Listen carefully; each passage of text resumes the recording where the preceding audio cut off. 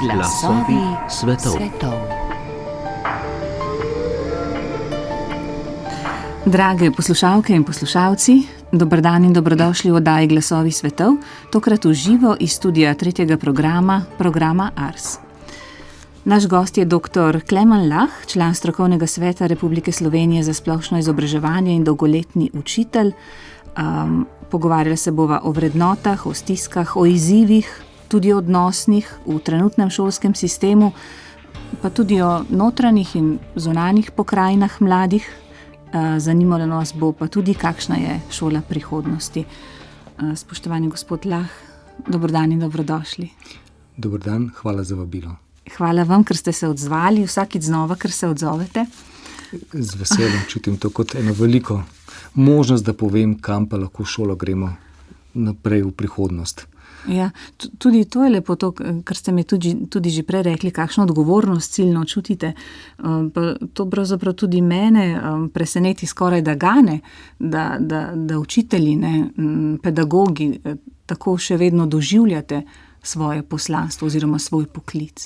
A se vam zdi, da je to redko danes, ali morda samo mi ne vemo, laiki, za to? Ne vem, če sem prava oseba, ker sem tako subjektivna, ampak meni se zdi poklic učitelja oziroma vloga učitelja nekaj najbolj pomembnega, kar smo pravzaprav v človeštvu imamo. Ta prenos znanja iz roda v rod je tisto, kar nas pravzaprav ustvarja oziroma nas dela človeka. In biti v tej poziciji pomeni nositi tudi eno odgovornost in iz toho izhajati eno spoštovanje in do prejšnjih rodov in do tega znanja, pa konec konca tudi do vas kot radijske inštitucije. Vaš arhiv je za nas učitelje izjemno dragocen, s tem lahko zelo popestrimo svoje šolske ure ali pa izboljšamo svoje znanje. Tako da tudi ko pridem na radio, imam eno veliko spoštovanje, če se samo spomnim samo na arhiv, ki ga premorete, kaj šele kar sočasno ustvarjate.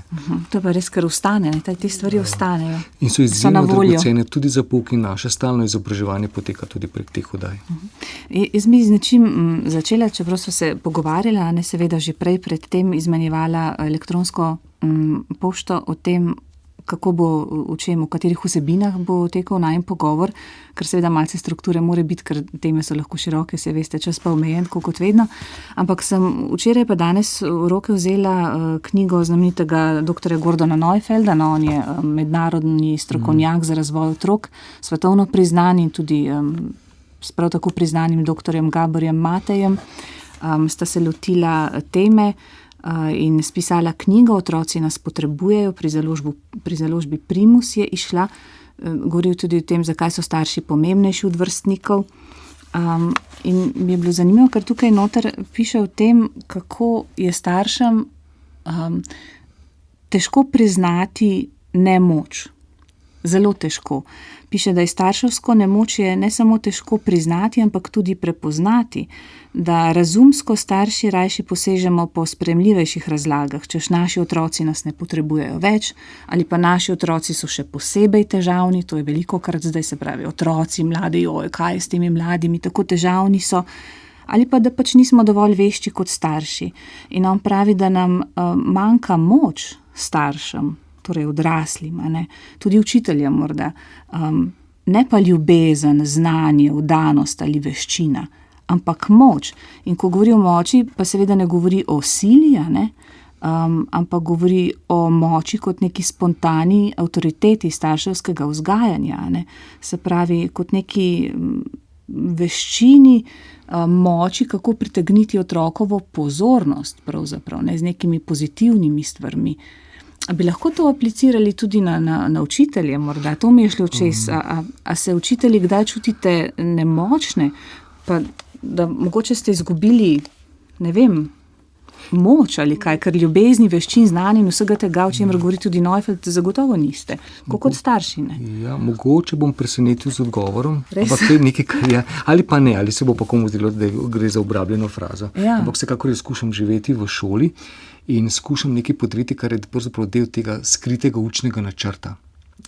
In ta učni načrt pravi, da moraš vedno, ali pa vseeno, če ne vedno, pa pogosto izgledati močen. In da moraš dati to podobo. To se zelo lepo vidi, recimo ena taka čisto običajna šolska situacija. Ko ste recimo v neznanem okolju, prijete na novo šolo, na novo fakulteto, zdaj govorim po eni resnični zgodbi, ki mi je povedala nekdanja dijakija. Šla je na novo fakulteto, učitelj oziroma predavatelj jim je predaval novo osnovo in se skozi spraševal. In ona je bila edina, ki si je upala vprašati. Oziroma ne, ki si upala ne samo vprašati, ampak odgovarjati. In je potem prav vprašal, odkot, vi ste pa kar neobičajni, odkot pa ste, povedala, z katere gimnazije je. In je rekla, veste, kako sem vam hvaležna, ker nikoli niste vcepili strahu pred tem, da sprašujemo in da dajemo odgovore, čeprav morda niso najbolj pametni. In tisto, kar je odzadaj, če se vrnem k temu, kar ste povedali, kar je morda obrabljena fraza, ampak nikoli nismo močnejši kot takrat, kada si upamo priznati svojo lastno nemoč. Ja. Svojo lastno ranljivost je morda bolj običajen izraz, ki ga zdaj uporabljamo. Na veliko je torej, ranljivost. In da to pomeni tudi poznati svoje meje. In tega nam v tem času, kako jaz imenujem prav brezsramni čas, prav zelo primanjkuje. Torej, šola morda premalo uči tudi tega, da smo lahko močni v tem, da smo nemočni. Da odkrito povemo, katere so pa naše šibkosti, da omejimo svoje področje in da znamo razviti sodelovanje potem s tistimi, ki pa so močnejši na tem področju, mi pa pomagamo tam, kjer smo mi močnejši.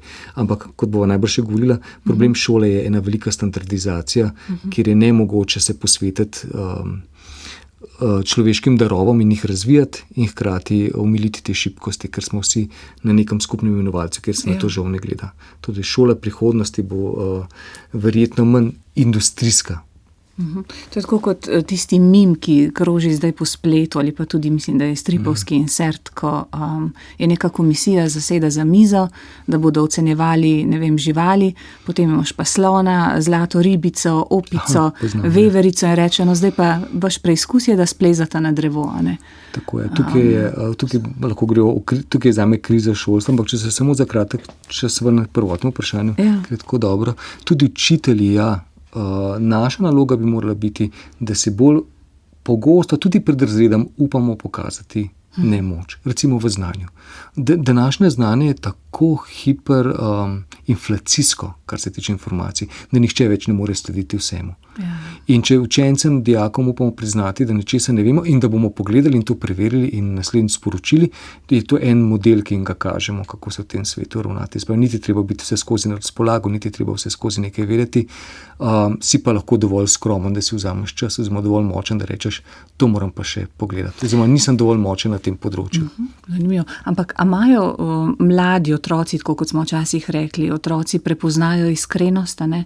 A so še tudi današnji mladi opremljeni s tem, da prepoznajo to avtentičnost, iskrenost in v bistvu to nagradijo z zaupanjem in spoštovanjem? Tudi če gre za ranljivost oziroma če gre za ne vem. Jaz mislim, da zdaj govorimo o avtoriteti in v bistvu ločimo dve vrste avtoritete. Ene temu rečemo, Kroflič, profesor na Filozofski, mislim, da je označil za apostolsko avtoriteto. Torej prideš in imaš avtoriteto sam po sebi že zato, kar si in kar si.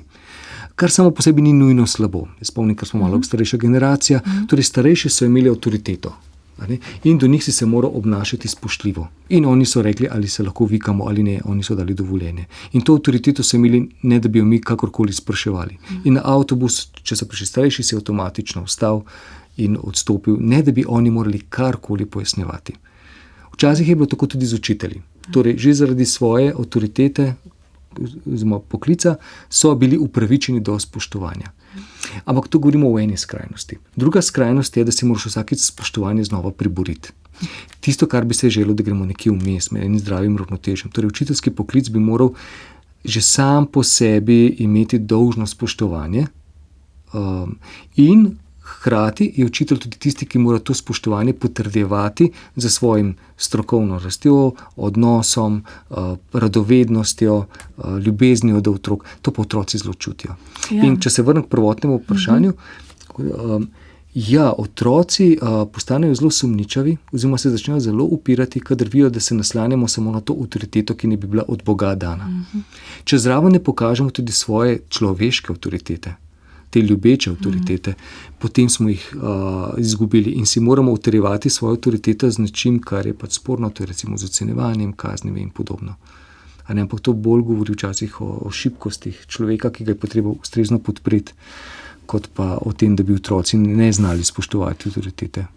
Ja, in potem Neufeld recimo piše še o tem, če dovolite, to bi še prečitala.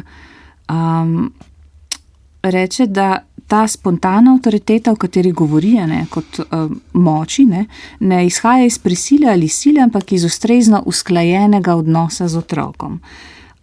Se pravi, moč, ki smo jo izgubili, kot starši, kot učitelji morda, kot odrasli na vse zadnje, je moč pritegniti pozornost naših otrok, izvabiti njihove dobre namene, vzbuditi v njih spoštovanje in zagotoviti njihovo sodelovanje.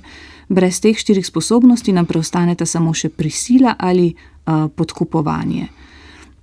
Se pravi, moč je potrebna za upravljanje starševske naloge, moč v smislu, v katerem sem jo prej opisala, kot jo Neufeld opisuje, in pravi, zakaj potrebujemo moč, ker imamo tudi dolžnosti. Se pravi, tako kot imate učitelji, najbrž tudi dolžnosti, tudi odgovornosti in to prihaja iz moči, ampak kakšna je sploh oprema učitelja? A more biti čutiti povezanost z otrokom, otrok navezanost nanj, tako kot v starševski vlogi, v starševskem odnosu, da bi se sploh zgodil ta transfer? Predvsem mora biti pripravljen na odnos. Med njim in otrokom mora biti odnos. Kako zdaj definiramo ta odnos? To bi lahko zdaj veliko časa vzelo, ampak mogoče bi šel na še drugo področje, ki ga se veselim pravim. To je terapevtski odnos, o katerem govorimo med klientom in terapevtom. Skoraj vse študije in raziskave potrjujejo vedno znova, da tisto, kar je zdravilno, je najbolj ta odnos. Da klient začuti, da je mar terapevtu, ko je z njim. In lahko si terapevt privošči tudi kakšno napako. Dokler je ta mar v odnosu, potem smo tam. In enako lahko rečemo med učencem, dijakom in učiteljem. On mora čutiti ta mar, da ti vidiš. In to sem jaz krepko doživel, imel sem pač to neko srečo, da sem v istem dnevu prehajal med srednjo šolo in osnovno šolo. In sem čutil, kako v osnovni šoli toliko bolj zahtevajo, da mi je mar, da jih vidim. In so znali početi res take tudi težke stvari, dokler me niso tako zrukali in predramili, da so čutili, da sem jih videl in da sem jih opazil in da so oni zame tukaj. Da nisem z mislimi nikjer drugje. V srednji šoli sem se tega več lahko privoščil, na fakulteti še več, ampak v osnovni šoli so pa neizprosni. A si z nami, a nas imaš rad, a nas vidiš. Zanimivo, o tem tudi piše Jesper Juhl v bistvu v svojem kompetentnem otroku, ko piše, da je kljubovanje je v bistvu preživetvena strategija. Kljubovanje, upiranje otroka, to ni naravno, ampak je preživetvena strategija, ker želijo, da so opaženi, da so videni. Življenjski primer mojega kolega Godija Kellerja, ki je nekoč šel na avtobus in je opazoval, kako je mlada mamica z otrokom stopila in se usedla in potem je bilo treba pokazati karto. In ona je svojo karto pokazala, otrok je 3-letni imel svojo karto in mu je rekla, a bi pokazal karto? In otrok je rekel, ne. In je opazoval to, hotela ga je nekako prepričati, da bo pokazal to karto in ga je še lepše vprašala in še lepše spodbudila, ampak otrok je bil vsakič samo bolj kljubovalen. In Godij Keller je rekel, seveda je bil. To je prestrašen otrok. Če ga mama vpraša, a bi on pokazal karto ali ne, on pa ve, da karto moraš pokazati na avtobusu. Potem se bo zmedel in se bo uprl. Želi, da odrasli takrat prevzame odgovornost in reče, pokaži karto. Zdaj smo pa na avtobusu. To pa je naša dolžnost. Če ne, se pač ne moremo peljati. In če otrok tega ne želi, potem vzame karto in on pokaže. Nikakor pa ga ne zmesti, pa tega bremena nanj prilagati oziroma povečevati njegovo zmedo, ker se bo uprl. In v tem kljubovanju bo klic po varnosti. Kaj je zdaj na tem avtu? Kažemo ali ne? A jaz o tem sam odločam, če sam odločam, potem se bom drugače odločil. In to počnemo tudi v šolah včasih oziroma v vzgoji. Ne prevzamemo odgovornost za tisto, kar je dolžnost. Ampak kje ste se vi vsega tega, gospod, lahko priučili? To ni vsa ta znanja, ki jih imate vi in veščine, to najbrž ni neka oprema običajnega učitelja oziroma pedagoga.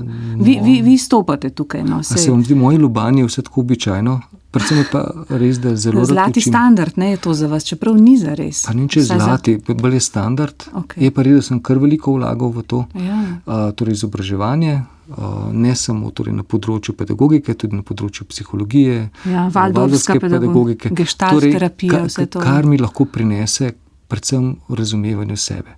Kar se bo slišalo morda egoistično, ampak na koncu sem opazil, da tista moja prva lekcija v šoli, brez katere ne bi preživel in sem jo moral zelo hitro dojeti, je povezana z prvim vprašanjem, ki ste ga postavili. Ali lahko hodim s svojo nemočjo?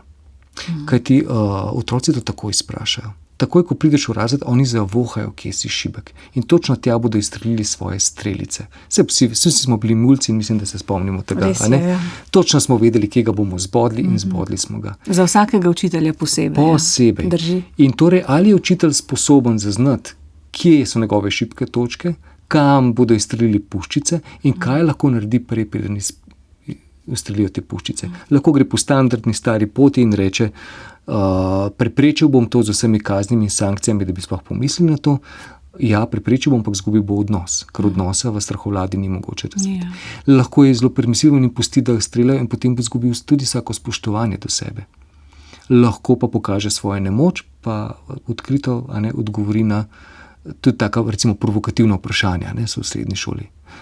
Gospod, a ste vi že kdaj kadil travo? Okay. Kako se pripravimo, kako lahko zdaj z močjo odgovorimo in hkrati ostanemo nemočni pri takem vprašanju. Ne, da bi izgubili spoštovanje, ne, da bi zavladali strahom. Kaj lahko storimo? Imamo v Sloveniji krizo šolstva, kaj bi rekli? Ali imamo krizo šolstva? Če bi s krizo pojmovali, a imamo premalo dobrih učiteljev, a imamo premalo radovednih, ustvarjalnih otrok, potem bi se zmotili. Nobene krize nimamo. Imamo odlične učitelje, imamo odlične otroke. Če pa se vprašamo, jaz bom povedal z metaforo, s slovenskimi železnicami. Na slovenskih železnicah imamo zdaj celo garnituro novih vlakov. Imamo krasne nove mlade ljudi na vlakih, ki delajo. Ampak tisto, kar je problematično, kjer nastaja napetost, je pa, da še vedno vozimo po tirih iz Avstro-Ogrske. Torej, Avstro-Ogrska jih je v 19. stoletju izpeljala tam, kjer jih je pač lahko. In rečemo, da so iz časov Marije Terezije. Mlajši so, ampak torej, takrat so naredili s tehnologijo, kar so lahko naredili. Pri šoli pa se tega nikoli ne vprašamo. Ko zdaj hočemo posodobiti železnice, rečemo, ne bomo jih mogli posodobiti, ne da bi posodobili tudi tire, izpeljali nove predore, tako bo proga hitrejša. Pri šolih pa še vedno tlačimo v nek stari meh. Pa čeprav so te tirnice šolske, če rečemo metaforično, še starejše kot železnica. Namreč šola je nastala v stari Prusiji, za katero lahko tako metaforično rečemo, da so bili Šparta v Evropi. Torej izjemno stroga, sistematična družba, ki je uvedla nekaj, kar imamo še danes. Torej uvedla je obvezno šolanje, uvedla je državno predpisane učne načrte, uvedla je 45-minutno šolsko uro, uvedla je homogene skupine, uvedla je predmete, med katere se razdeli znanje. Uvedla je preverjanje in ocenjevanje znanja. Torej, mi imamo šolo še vedno iz stare Prusije, ki je namenjena torej vzgoji državljana, ki bo čim bolje služil svoji državi, kraljevini ali čemorkoli. In karkoli mi notri spremenimo, še vedno vozimo po starih tirih. In lahko kupimo nove vlake, ampak če je proga narejena za 60 km/h, nam nič ne pomaga vlak, ki lahko doseže 400 km/h. Dobra primerjava, zelo slikovita. Všeč, da govorite o primerah, ker je slikovito in nazorno, ampak a ne vzgajamo otrok in sebe tudi zato, da služimo družbi? Krasno, ampak ta pruska družba, to je bilo nekaj drugega. Danes družbi ne služimo več s poslušnostjo in s tem, da naredimo, kar nam družba ukaže, ampak služimo s tem, da smo sočutni, ustvarjalni, da rešujemo kompleksne probleme, da smo vsestransko ljudje, ki ustvarjamo boljšo družbo. A se vam zdi, da je bilo to izgnano iz šole ali pa da je zdaj izgnano iz šole to? Mislite poslušnost ali razvoj te sočutje? Ja, vse to sočutje in skrb za sočloveka. Da se kar trudimo, ampak pravim, vračam se, ne vem, če so ti stari tiri najboljši za to. Če imamo homogene razrede, pogledajte samo to. V vrtcih, kjer imamo heterogene skupine, torej so v njih otroci različnih starostnih skupin, poteka ena dinamika, ki je zelo podobna družinski oziroma plemenski dinamiki oziroma vsemu temu, kar smo skozi milijone let razvijali kot tudi človeška vrsta. Torej, družili smo se med seboj med različne starosti in se učili drug od drugega. Starejši otroci se učijo potrpežljivosti z mlajšimi, mlajši posnemajo starejše in se učijo od njih novih iger, besed in vsega tega. In to manjka, kadar imamo homogene skupine. Tam bolj potenciramo samo tekmovalnost. Enako je v šolah, područne šole, ki imajo manjše skupine, ker so različne starosti, je dinamika drugačna, tudi bolj ustvarjalna, ker je dosti bolj naravna. Pa sem samo eno stvar omenil. Ja. Torej, kako zdaj to narediti, če imamo pa homogene skupine? Ali pa če imamo 45-minutne ure? Kaj ne jaz naredim, kako ne predavam eno književno delo, kako ne ga res prikažem v 45 minutah? Potreboval bi vsaj nekaj ur, zato da bi res padli noter, no, kot rečemo po domači, ne da nas zvonec kot kakšnega Pavlovega psa zbudi vsake 45 minut. Ampak po drugi strani pa sej nismo sposobni takšne zbranosti za daljše obdobje, čeprav zdaj smo v dobi podcastov tudi, ne, ki so včasih tudi 3-4 urni in so priljubljeni, ljudje poslušajo, ampak zbranost, po drugi strani imamo pa TikToke, ne, par sekundne, ne vem, kako je zbranostjo. Zdaj ste me pa najbolj vprašali, kaj je najbolj pomembno v tem trenutku storiti v šolah. Ja. Tako da razumem vprašanje. In sicer bi dve stvari. Eno ste omenili, pozornost. Druga stvar je padec bralne pismenosti. Zdaj sem spremljal, kaj so prvi ukrepi v šolskem ministrstvu in takole eno od stvari, ki sem je opazil, ne, je, da mora na vsaki šoli viseti slovenska zastava. In si ko fino, ampak najprej naredite, da bojo to zastavo sploh opazili. Ja. Ker je motna pozornosti taka, da nihče več niti ne bo opazil, ker bo telefon gledal, preden bo prišel v šolo. In slišal sem zdaj za pobudo predsednika vlade, ne, da bi razširili našo himno in uvedli še drugo kitico, pa lahko zaradi meni še tretjo, četrto, ampak kdo jo bo razumel? Še ko so predlagali, so pokazali, da ne razumejo besedila druge kitice. Torej govorimo o bralni pismenosti, ki ni samo to, da znaš stvar prebrati, ampak da lahko tudi razumeš, ovrednotiš in Bog živi v slovenski svet, takrat ni pomenilo to, kar mislijo danes. Torej, dve točki sta, ki bi jih morali, mislim, da takoj. Kar se tiče padca pozornosti, bom zdaj uporabil hiperbol ali pa malo dramatiziral, ampak želim, da se sliši, no, strah, ki je vejo tudi med pedagogi. Padec bralne pismenosti je tako dramatičen in trend je tako silovit, da bi bil vreden sklica Sveta za nacionalno varnost. Torej, nihče nas tako v tem trenutku ne ogroža, kot nas ogroža padec bralne pismenosti. Zmožnost ne samo prebiranja besedila, ampak tudi kritičnega razmisleka o določenem besedilu.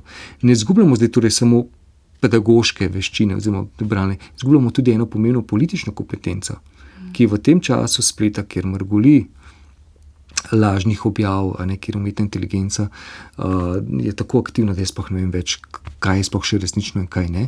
To nas v bistvu, to je glavni njen dosežek, da smo se znašli v enem, kako rečem, budističnem svetu, kjer je vse samo še iluzija.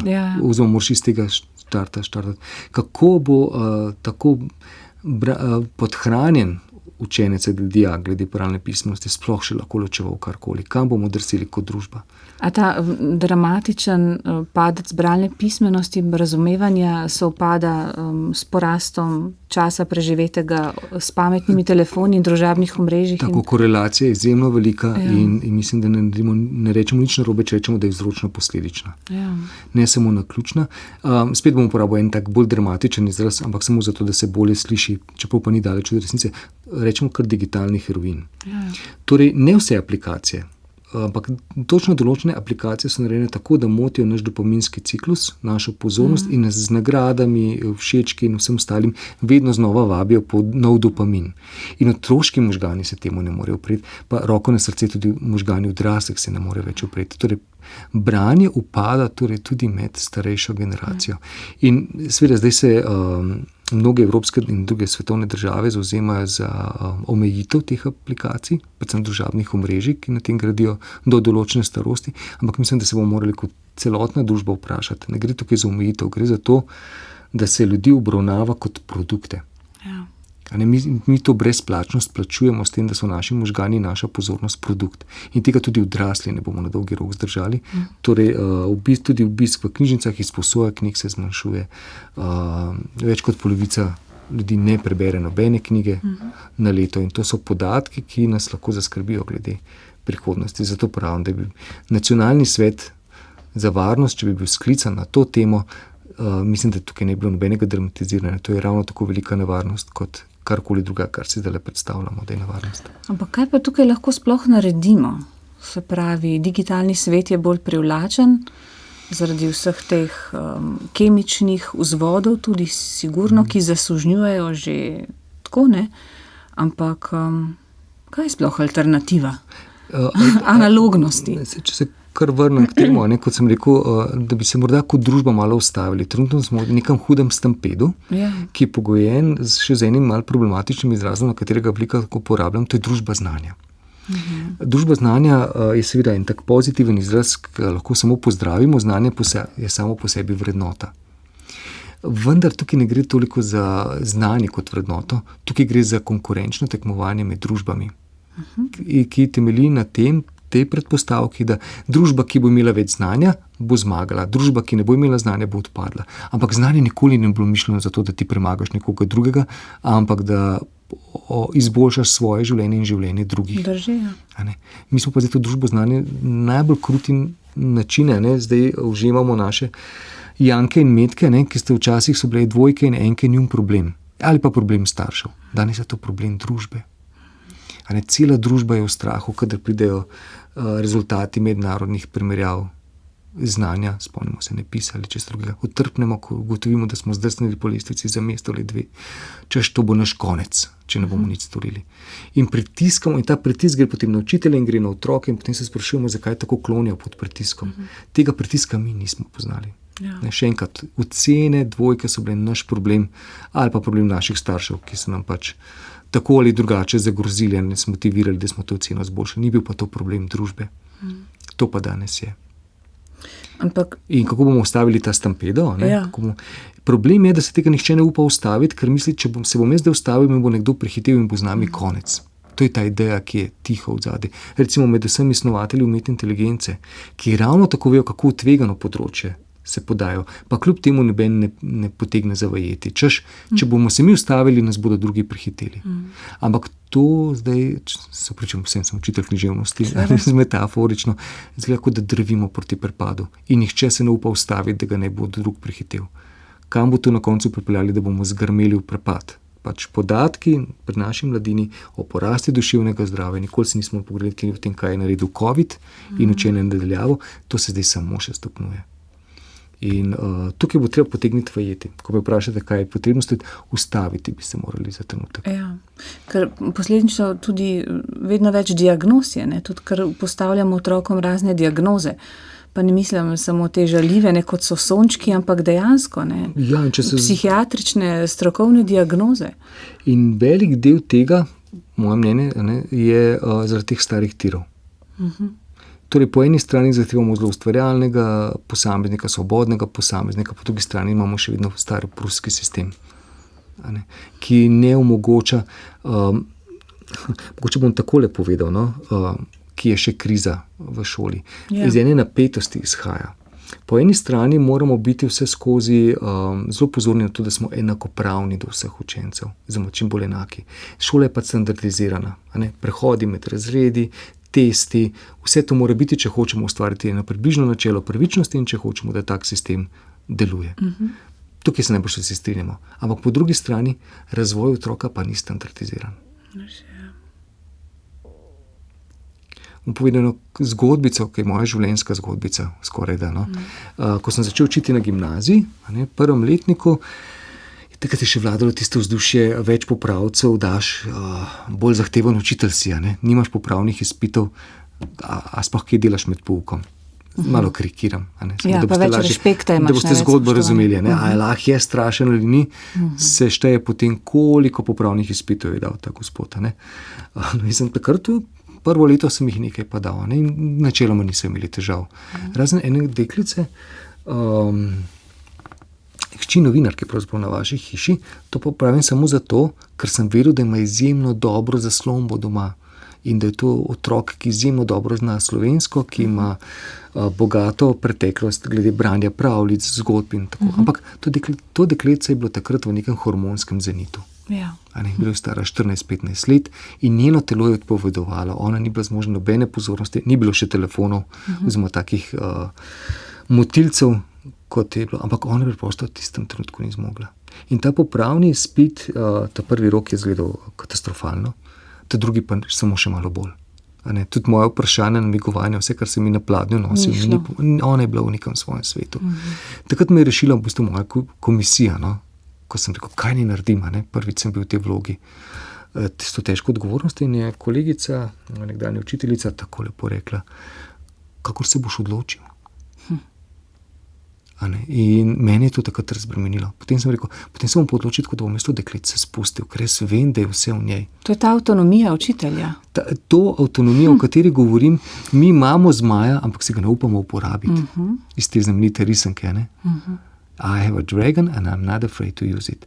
Se upravičujem, da na slovenskem radiju, ampak je tako znamenit citat. In jaz učiteljem dosti katarno avtonomijo rečem, ne, ogromno jo imate.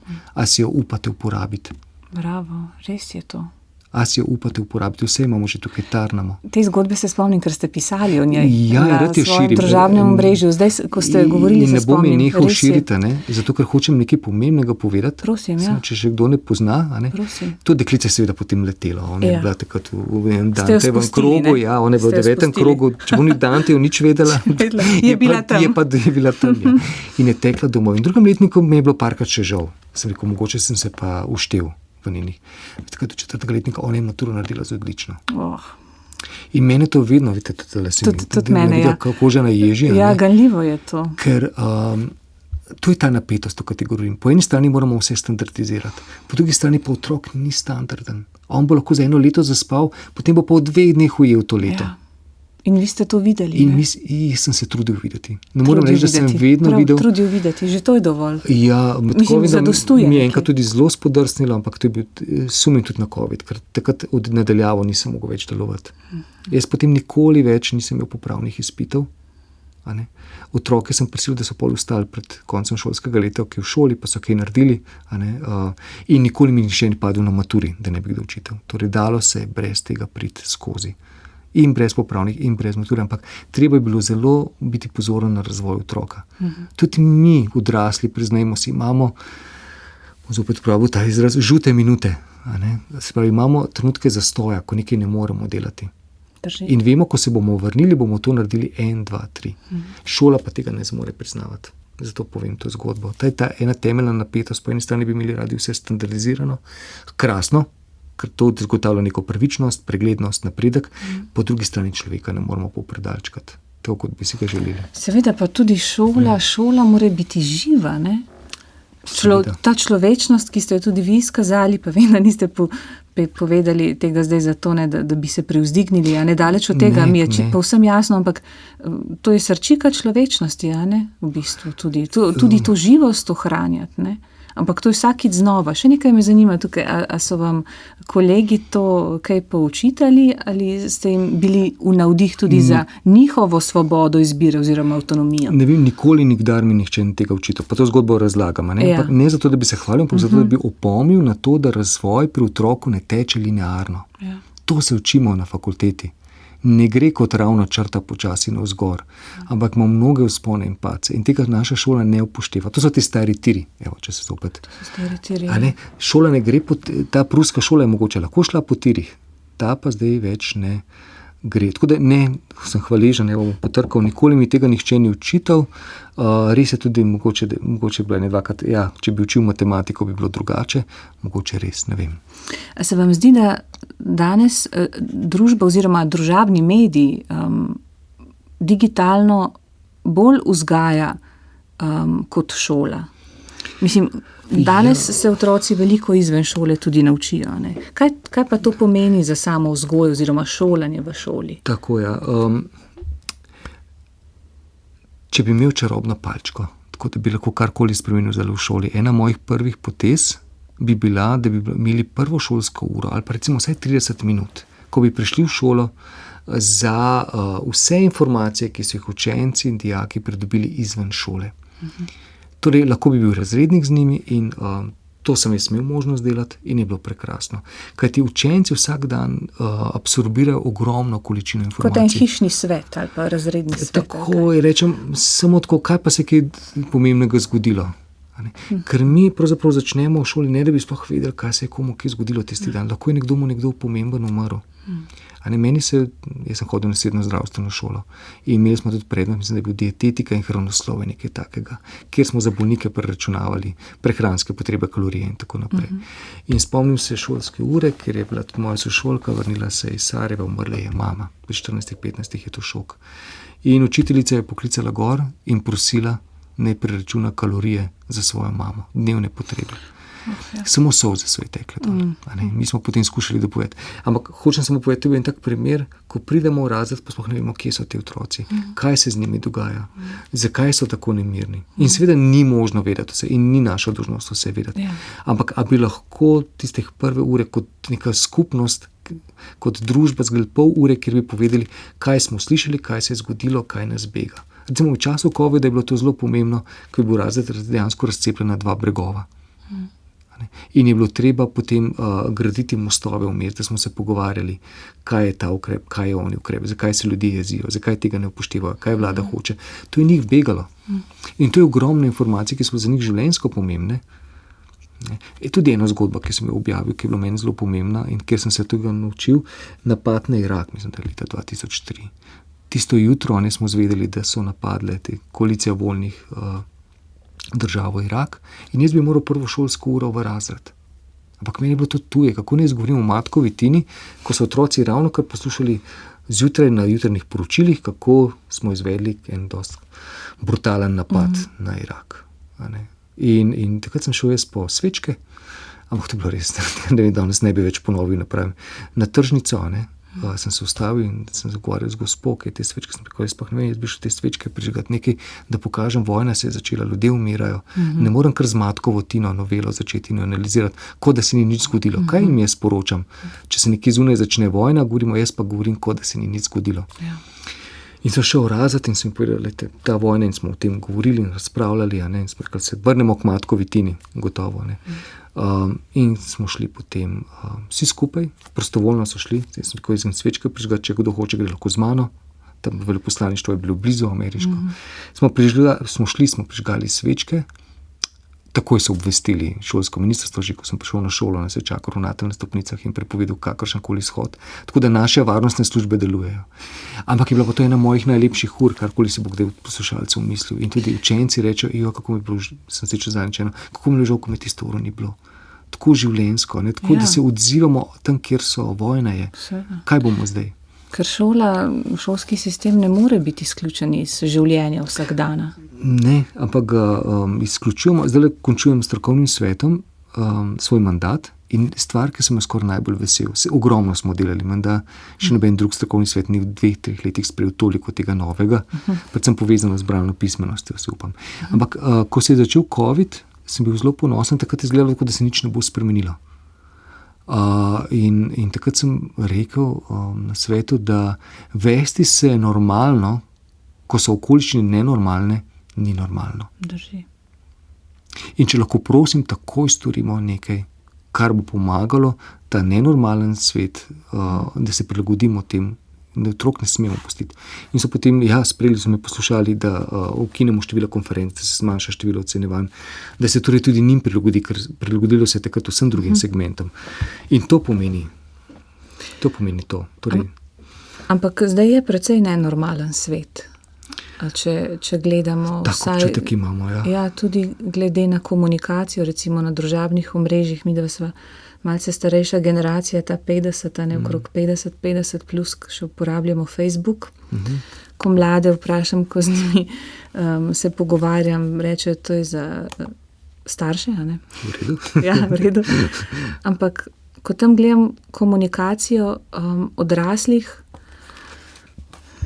mladi vedno potrebujejo zglede in se zgledujejo tudi po odraslih in od mladih toliko zahtevamo, toliko jim nalagamo, toliko jih črtimo, jih obmetavamo z marsičem, hkrati pa sami ne gremo po tej poti, da to, kar hočemo, da bi mladi bili, mi to še zdaleč nismo. Včasih je kar en tak velik razkorak, med tem, Ogromen. kar smo in kar počenjamo. Tukaj bi lahko odprl kar nekaj tem, ampak bom eno temo, ki se ponuja tukaj na pladnju. Zadnjem času se je zelo razširila ena zmerljivka, pa ne samo razširila, ampak popolnoma normalizirala in nihče niti ne opazi, da gre za zmerljivko. Otroke se obklada s sončki. Močno, ja. Jaz proti temu protestiram. Pa ne zato, ker bi bil karkoli permisiven ali tako, ampak žaljenje otrok se mi zdi, tako kot žaljenje vsakega človeka, nesprejemljivo. Vsako etiketiranje, stigmatiziranje ne pripomore k odnosu in ne pripomore k komunikaciji. Torej, označuje se jih sončki, češ, da niso zmožni frustracij, oziroma da so razvajeni. In potem jaz to rečem, potem je to na ravni, veste, enako kot so včasih zmeljali pankarte nezakonske otroke. Torej, za nekaj, kar niso ti otroci prav nič odgovorni. Torej, če so razvajeni, potem je to odgovornost njihovih staršev. In potem pojdite k staršem, to, da boste pa zmerjali otroka, pa nič ne pomaga. To, da pa ne zmorejo frustracij, to je pa zelo diskutabilna ugotovitev. Namreč gre tudi za eno generacijo, ki dosti bolj loči, kaj so smiselne frustracije, pa kaj niso smiselne frustracije. In mi tega nismo v takšni meri, oni pa. Torej, mi vedno protestiramo, kadar nam v službi dajo delo, za katerega čutimo, da nima nobenega smisla. A je tako, mislim, da gledalci in gledalke zdaj prikimavajo. Poslušalci pa tudi. Kad te gledam, viš pa mišljati. Ja, vem, mi dva so tukaj v sliki tudi. Tako je. Protestiramo. Ja. Cela knjiga je napisana o bullshit jobs, torej službe, ki nič ne upravljajo. Ko pa nam otroci rečejo, da ob nečem ne čutijo nobenega smisla, smo pa nenadoma, kako se rekla, en velik razkorak je med tem.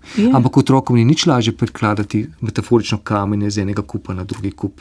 In otroci niso nikoli frustrirani, če čutijo, da njihov trud, znoj, energija, čas, ko skušajo neko viro premagati, nekam vodi. Če pa čutijo, da se učijo nekaj, recimo, v čemer ne vidijo nobenega smisla za svoje življenje, ali pa jim ga nismo ustrezno prikazali, potem pa pač moramo pričakovati, da frustracije morda ne bodo zmogli. Ampak ne zato, ker ne bi zmogli, ampak ker ne vidijo nobenega smisla. Jaz celo mislim, da odrasli ne zmorejo frustracije, lastne. Absolutno. Da gre za to, da je to, mislim, se mi zdi en takšen osnoven psihološki textbook, da rečem, primer projekcije. Tako, eni otroci žal so tudi, tukaj morda še ena stvar, ker jim delom, mislim, da krivico, zelo na široko, pa skoraj za vsako stvar, tako kot aspirin pri zdravilih, se pri nas uporablja izraz permisivna vzgoja. In s tem, veste, kaj je problematično, da se s tem izognemo reševanju problemov. Zopet bi lahko kup primerov nanizal, kjer so bili starši označeni za permisivne. Bom dal tudi enega začetka svoje kariere, torej učil na gimnaziji, kjer je bilo kar veliko izjemno pomembnih ljudi, torej na visokih družbenih in političnih položajih, pri katerih je bilo skoraj po vrsti opaziti, da imajo težave z vzgojo otrok, oziroma smo govorili, da jih vzgajajo permisivno. En primer, klasičen z roditeljskega sestanka, mama zamudi na roditeljski sestanek, samo pozdravi, se usede brez obrazložitev in se obrne k razredničarki in reče: a boste meni tudi dali neupravičeno? Nekateri so označili za permisivnost, ona permisivno vzgaja in se tako vede in ni pozna meja. Ne, tukaj je šlo za agresijo in nasilje. In tako moramo tudi stvar nasloviti. Tudi permisivna vzgoja je vzgoja. To je vzgoja, ki morda ne postavlja toliko trdnih meja, ampak vsako tako mejo upraviči, jo razloži in skomunicira z otrokom. To je trdo delo. In take permisivne vzgoje v bistvu poznamo malo. Mi bolj poznamo zanemarjanje, ki se potem skuša brendirati, če tako rečem, kot permisivna vzgoja. Ne, zanemarjanje je. In če se vrnem k svoji prvotni trditvi, s tem se v bistvu potem ne soočimo, ker zanemarjanje pa je treba prijaviti, z njim se je treba ukvarjati. Ko rečemo permisivno vzgojo, potem samo zamahnemo z roko, pač permisivno ga vzgajajo bogi mi, bogi otrok, vsi trpimo. Če pa gre za zanemarjanje, torej če otrok pride, recimo, tak primer sem imel, redno je prihajal ob 4 zjutraj domov, ker je hodil na žure. In so starši rekli, da mu dajo svobodo, tako vzgajajo svobodno. Sako ne vzgajate ga svobodno, opuščate svoje starševske dolžnosti in ga zanemarjate. Ja. Bodimo odkriti, recimo Bob. Ker potem se moramo stvari drugače lotiti. potem to ni več vaša pravica do neke vzgoje, ampak gre za zanemarjanje otroka. In jaz vas bom moral prijaviti, če se nekaj ne spremeni. Ja, ker ljudje marsikaj označijo, ker imamo tako radi oznake za permisivno, sploh ne vedo, o čem govorijo. Ampak s tem si umijemo roke. Ja, Permisivna vzgoja je trdo delo. drži. Ja. Boljše se vprašati, ali gre za nasilje, ali gre za zanemarjanje. Pri kar nekaj takih starših je bila moja intervencija na koncu, otroka so zanemarjali. Samo vsakega časa so, če povem tako zelo po domače, pridrveli v šole in napadli učitelje, ki so kakorkoli zahtevali meje pri njihovem otroku. In enkrat se mi je to zgodilo in zopet je bilo to, mi svobodno ga vzgajamo, sem rekel, vi mene lahko zrušite in mojo avtoriteto pred otrokom. Ampak moram vam povedati, da sem jaz verjetno zadnja avtoriteta, ki je ta otrok imel v svojem življenju. Ja. A se vi zavedate kaj? Meni je zlahka zrušite s svojimi odvetniki, vi imate denar, jaz ga nimam. Ampak povem vam, da sem mogoče zadnji most do tega otroka. Da sem še zadnji, ki ga posluša. A so razumeli? V tišini smo bili nekaj časa. Ja, so. Pustili so mi potem, oziroma mislim, da mi je uspelo prepričati, da je moja namera res samo postavljanje meja v dobro tega otroka, ne pa kakršnokoli teroriziranje ali izživljanje ali karkoli drugega so videli. Samo so se morali pa res usesti pa razložiti in se slišati. A so starši danes zahtevnejši sogovorniki kot nekdaj? Zopet bom ja in ne odgovoril. Ja. Po eni strani ja, vsi skupaj smo bolj izobraženi. Jaz sem tudi starš. Vsi skupaj smo bolj izobraženi, bolj ozaveščeni, tudi bolj znamo zaščititi v enem smislu svojega otroka, večje nevarnosti prepoznamo in ob takem primeru tudi reagiramo. Jaz bi si tudi želel, da bi starši večkrat reagirali ob nekaterih učiteljih, ki smo jih imeli. In mislim, da to mi pritrdi še marsikdo drug. Ja. Drugo pa je, ali presegajo svoje pooblastila in se vtikajo tja, kjer pravzaprav se ne bi smeli, oziroma se niti ne spoznajo. In je lahko celo njihovo neznanje potem odskočna deska, zato ker niti ne zavedajo. Ja, dogaja se, vendar bi jaz tukaj upozoril, da se dogaja v taki meri, kot se dogaja povsod. Torej imamo en del, odstotek populacije, ki se ne meni za neke socialne norme, meje in podobno. Recimo, da je to 3 do 5 odstotkov, povsod jih boste našli. V vsakem razredu bojo rekli, 1 ali 2 starša sta težavna. Žal potem to razširimo. In tako bi rekel, 95% staršev po mojih izkušnjah je izjemno podpornih. In so mi izjemno pomagali in so bili moji najboljši pomočniki. Kajti kdo bolje pozna otroka, kot ga pozna starš. Oni so največji strokovnjaki. In potem sem imel pa težave, imel sem jih za neke odstotki, ki so bili lahko tudi zelo agresivni, nasilni in so znali učitelja spraviti tudi v bolniško.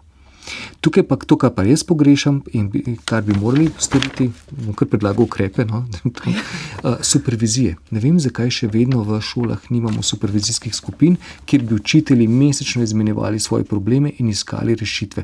Tudi za take starše.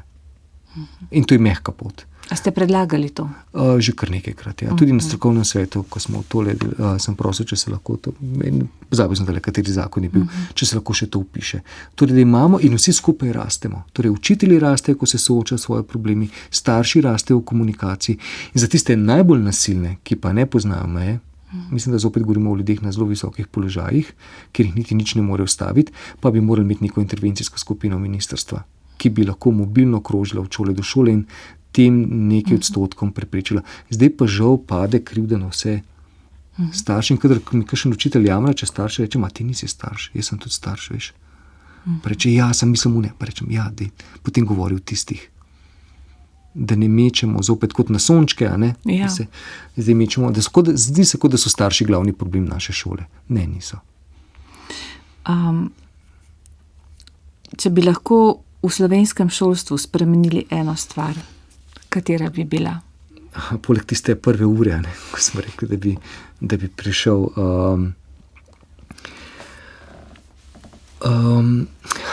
Takole bom začel. Ta projekt zdaj traja že nekaj stoletij šolstva. In marsikaj se je spremenilo, predvsem v tehnologiji. Vsi moramo priznati, da je danes boljši etik zobozdravnikov, kot je bilo v 18. stoletju. Tudi zaradi razvoja tehnologije, kjer je bilo šolstvo ključno vlogo. In mislim, da glede tega lahko šolo pozdravljamo. Prinesla nam je precej več znanja, precej več informacij. Čeprav za izruvat zob še vedno klešče uporabijo. Ampak ne, to se bomo zašli. pustiva, kar nadaljujte. Potem bom pustil vizitko svojega zobozdravnika. Hvala. Ampak tukaj lahko vidimo en plus in si rečemo, ja, ta tehnologija, vse bolj napredujemo po tehnologiji. Ampak spominja me na tisti vic o Mujetu in Hasotu, ko sta nesla klavir v 100. nadstropju. In ko sta v 99. nadstropju, en vpraša drugega, kje pa sva, pa pravi, imam dobro in imam slabo novico. Prav, kaj?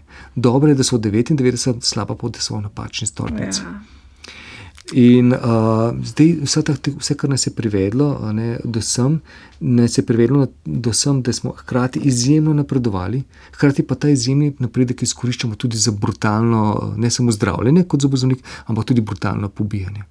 In tukaj zdaj lahko živo spremljamo, kako genocid preko neposrednega prenosa. In potem se jaz sprašujem kot učitelj, pa kaj smo naredili z našo šolo, da je še vedno možna dobesedna ponovitev vsega najhujšega gorja, da kot ljudje nismo nasprotovali. Ali potem lahko učitelji damo vse splošno odstop, rečemo, nekje smo zamočili, ljudje so še vedno enako podvrženi tem slabim nagibom.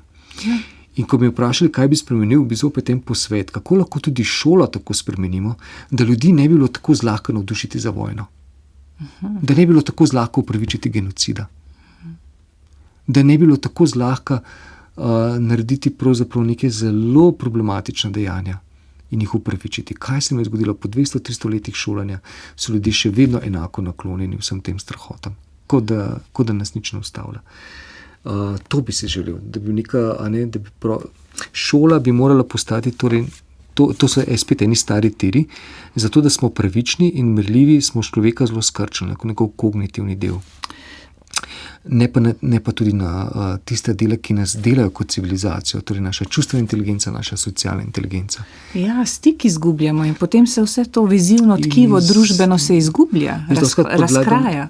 Tako smo v neki škatlici, ko jaz predlagam en ukrep, ki sploh ne bi zahteval veliko, so ljudi ponavadi paf. Po domače rečeno. Ko jim rečem, prvo pa obdržimo maturo, obdržimo nacionalno preverjeno znanje, ampak ga lahko razširimo iz tega kognitivnega dela, pomnenja, podatkov, razumevanja, ga lahko razširimo na tiste področje, ki nas delajo najbolj človeške, na ustvarjalnost, na sodelovanje. Lahko uvedemo predmet, kjer bomo vsi sodelovali in nekaj skupaj ustvarjali na zaključnem izpitu. Lahko tudi to učimo te otroke. In ustvarjanje in podobno. Še 2 minuti samo, mi je žal, da se končuje vdaja, ampak tako je. Lahko tako bolj nakratko, se ne vem, mogoče to predrzno, preveč vprašanje za nakratko odgovoriti. Kaj pa, a vi vprašate mlade, česa si želijo? A jih vprašate to? Če si upam biti, kako sva začela ranljiv. Ja. Če si upam biti ranljiv. Ker potem, ko jih vprašamo, moramo biti pripravljeni na odgovor. Ja. In jih ne smemo zaradi tega odgovora kaznovati. Bravo, tako. Zdržati frustracijo lastno. Tako. Prej sem delal eno tako provokativno vprašanje, če me otroci vprašajo, pa ste vi že kdaj vzeli drogo? Pa rečem, pa ste vi pripravljeni na odgovor? Ste vi pripravljeni, če vam rečem ne, mi verjeti? In če vam rečem, da me boste še imeli za avtoriteto? Za koga me boste imeli? To so stvari, ki me zanimajo, preden vam odgovorim. Tako da vprašam, kadar se čutim dovolj močan, da lahko zdržim odgovor. Ja. Hvala lepa za tole. A imate še kakšen napotek za dolge vroče počitnice? Ja, enega zelo pomembnega. A lahko naredimo nekaj, na kar smo že pozabili? Spočimo si. Spočimo si. Krasno. A lahko maksimalno počivamo, damo vso energijo v to in ne počnemo nič drugega. Mladi in odrasli, ne? Tako je, ustvarimo. Odraslim bi pa položil na srce, da imajo otroci pravico do dolgčasa. Ja, vzeli ste mi iz ust, spočimo si v dolgčasu, sem želela dodati. Tako, oni imajo pravico in nismo jim začeli imeti dolgčasa, nobene pravice nimamo do tega. To je Oscar Wilde v sliki Doriana Greya pisal, da privoščimo si tisto nekdaj veliko aristokratsko umetnost početi absolutno nič. Tega sploh ne zanima več in bi bilo zelo pomembno, tudi v šolah. Hvala lepa, dr. Klemen Lah, ker ste bili z nami in za vse te vaše izkušnje, znanja in modrosti. Vse dobro vam voščim. Enako. Dragi poslušalci in poslušalke, to je bila oddaja Glasovi svetov, z nami je bil gost dr. Klemen Lah, tonski mojster Matjaž Polak, oddajo sem pripravila in vodila Lijana Buršič. Oddaja bo dostopna tudi na naši spletni strani Arsa ali pa v RTV 365 arhivu čez dobro uro. Lepo, če smo se slišali, prisoten dan vam voščim in ostanite v družbi Arsa še naprej.